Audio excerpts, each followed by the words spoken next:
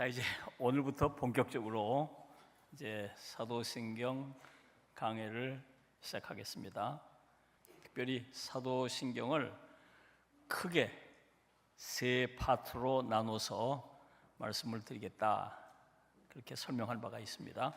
성부 하나님에 관한 신앙 고백, 성자 예수 그리스도에 대한 신앙 고백, 그리고 성령과 성령의 역사로 이어지는 교회 안에서의 여러 가지 사역들에 관한 신앙 고백을 나눠서 1부, 2부, 3부로 나눠서 말씀을 드리겠다, 그렇게 말씀을 드린 바가 있고, 이제 첫 번째 성부 하나님에 관한 신앙 고백 이야기를 나눠보려고 그래요.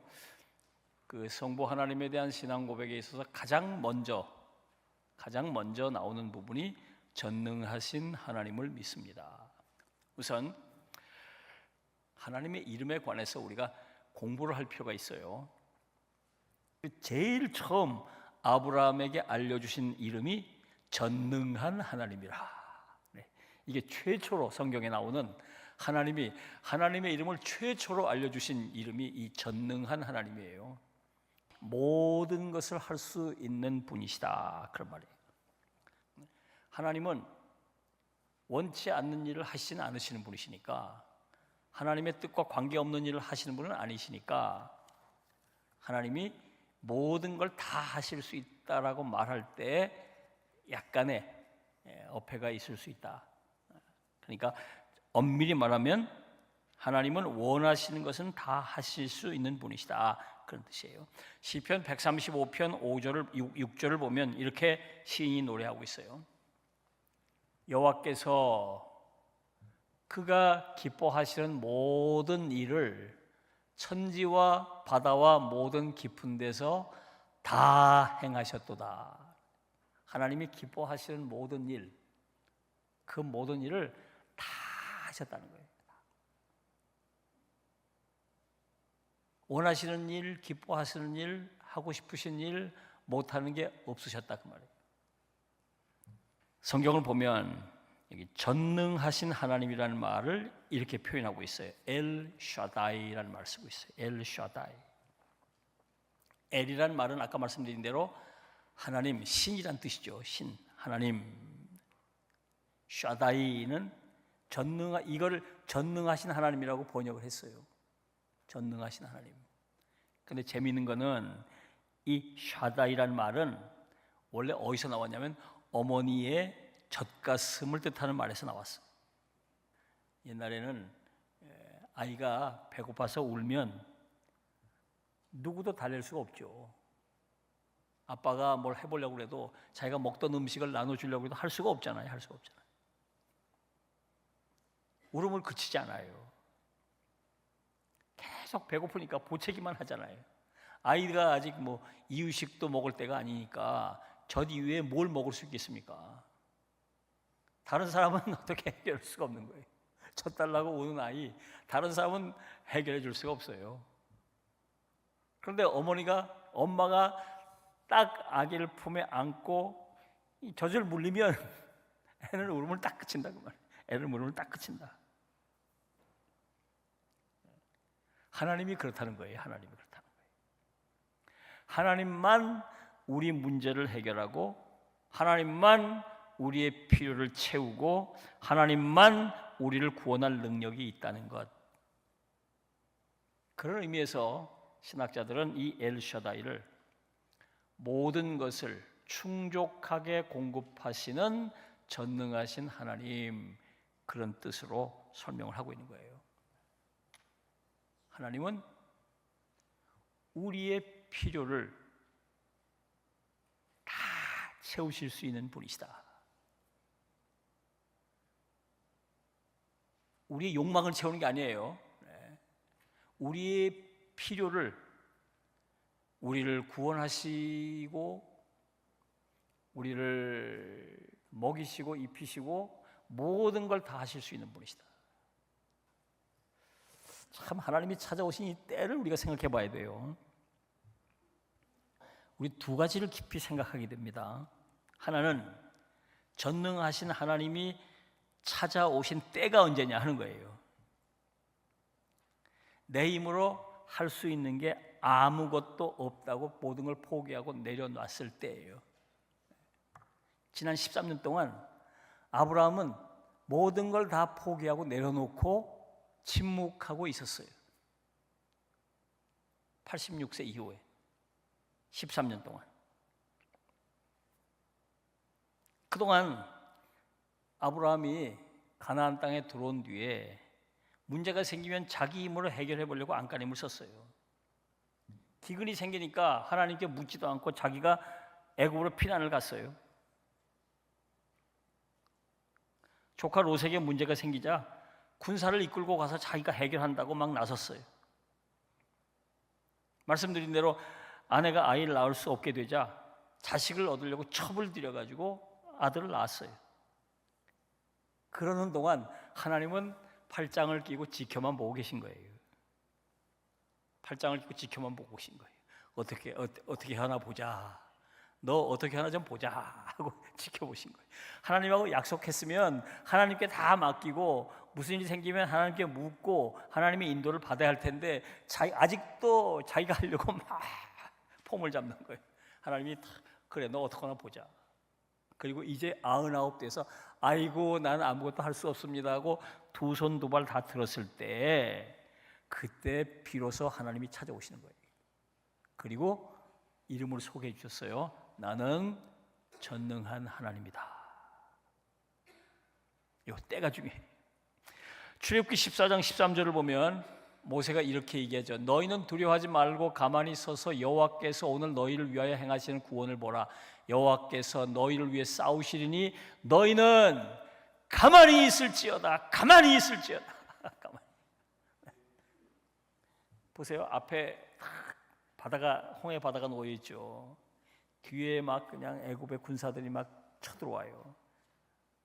앞으로 갈 수도 없고 뒤로 싸울 수도 없고 진퇴양난의 이런 상황에서 어떻게 해보려고 무슨 그냥 바다를 헤엄쳐 건너 보려고 무슨 배를 만들어서 건너가 보려고 또 이 뒤쫓아오는 이 애굽 군사들과 한번 싸워 보려고 하려고 하고 이런 노력 아무것도 하지 말아라. 아무것도 하지 마라. 가만히 하나님이 여기서 죽으라 그러면 우리 다 죽고 하나님이 살리시면 살고 가만히 하나님께서 어떻게 하시나 보자고 하나님께 다 맡기자. 다 맡기자.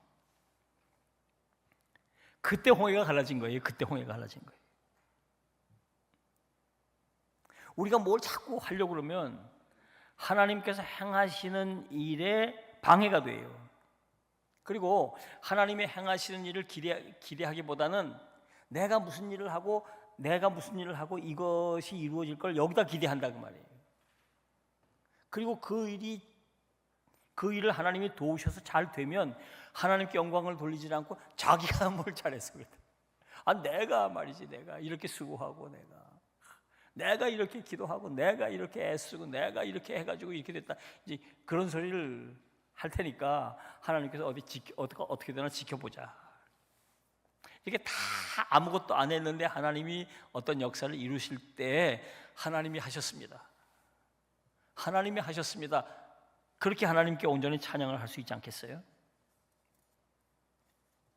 제가 어려서 물에 빠진 사람을 구조하는 장면을 본 일이 있는데 어떤 사람이 한강에서 어떤 사람이 물에 빠져가지고 막 허우적거려요. 그런데 구조대원이 와 있어요. 와 있는데 가만히 보고만 있어.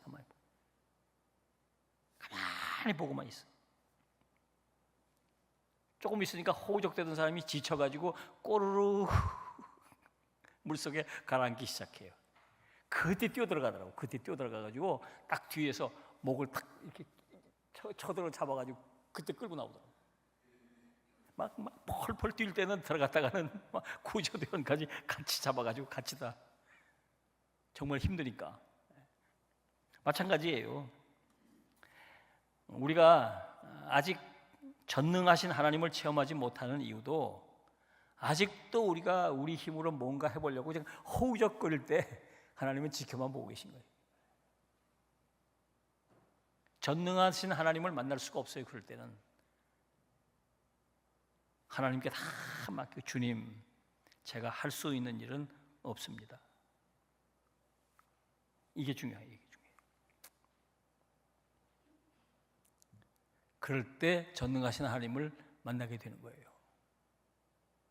또 하나 이 사건을 통해서 우리가 깊이 생각해야 할 것은 약속의 하나님을 만났어도 전능하신 하나님을 또 만나야 한다는 거예요. 아브라함은 여러 차례 지금 하나님을 만났어요.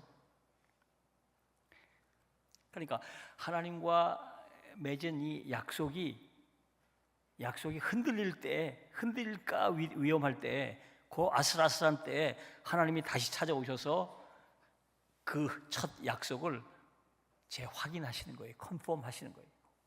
확인하시고. 그런데 그 하나님을 만나서 약속을 믿습니다 했는데 그 약속이 이루어지는 진전은 없었어요. 99세까지 없었어요. 약속을 이루시는 여호와 하나님, 모세가 볼 때 여호와 하나님이죠. 약속을 이루시는 엘로힘 하나님인데 그 하나님의 성격은 여호와 하나님, 약속을 이루시는 하나님이에요. 그런데 그 약속을 이루시는 여호와 하나님만 여러 차례 만난 거예요. 여러 차례. 그런데 약속이 진행이 되질 않아요. 진행이 되지 않는다. 그 이루어지는 진행이 되는 그때가 언제냐면 전능하신 하나님을 만난 뒤에요. 우리가 하나님의 약속을 믿는다고 그 약속이 그대로 이루어지는 게 아니에요. 그 약속을 믿고 그 약속대로 해보려고 내가 아직도 살아서 이것도 해보고 저것도 해보고 이럴 땐 하나님은 침묵하고 계시기 때문에 그 약속이 제대로 이루어지는 진행이 되질 않아요. 99세 아무것도 할 수 없는 이런 상태에서 하나님만 바라보고 하나님께 온전히 올려드릴 때 그때 하나님이 일하신다는 거예요. 여러분, 우리가 뭔가를 믿고 아멘 하고 무슨 일을 시작했는데 계속 실패하고 있지 않습니까? 그 이유는 전능하신 하나님을 아직 못 만나서 그래요. 약속의 하나님을 만났지만 전능하신 하나님을 아직 만나지 못해서 그래요. 전능하신 하나님, 그 전능하신 하나님을 만나야 합니다. 전능하신 하나님을 만난 뒤에 사람이 달라진 거예요. 기도가 달라지고 순종이 달라지고 믿음이 달라졌어. 그 믿음이 약속만을 믿던 믿음이 이제는 더 성숙해지고 더 강고해져 가지고 전능하신 하나님까지 믿게 됐다고 말이에요. 참 이게 놀라운 얘기죠. 여러분, 우리가 이제 이 전능하신 하나님을 믿어야 해요. 전능하신 하나님을 믿는 믿음을 고백할 수 있어야 돼요. 마음으로, 입으로, 삶으로 이걸 고백할 수 있어야 돼요.